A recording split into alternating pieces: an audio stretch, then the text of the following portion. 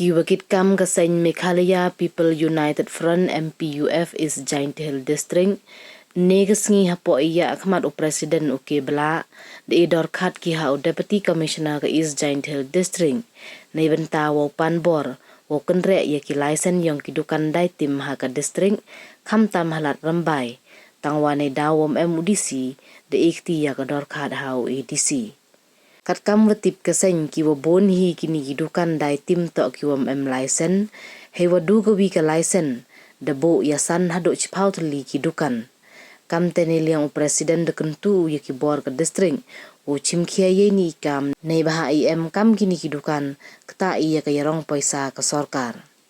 ni liang vice president ka sansionong unit o scientist sana da ongu o kaseng da wa ga ye ni wo khang ya kidukan wambiang kon ne baha ka wi ka license to ne benta ka wi dan hi kidukan Kumga seng Meghalaya People Enterprise MPUF is Giant Hill District kat bat ka Mukhailong Sanchunong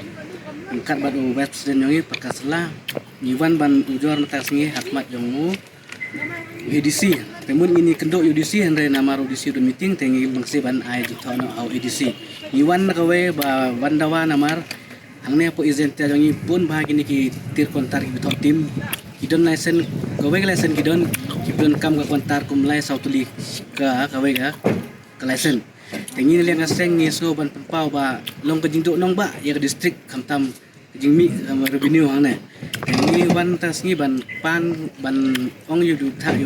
UDC ban aibril kamtam ban ngi lisek yakini ki badan tir kontar kamtam po izent ya district banil kamtam bangin yo batkin yele no daga license ban bu ikitis kontak Apple United Front ngiro ngi kwa ban pej jaga nega license tim kontar ngi layo i ba don gi kontar daga peu jatli namar ga license ke don tang peu sendeli namar gi kwa cha ban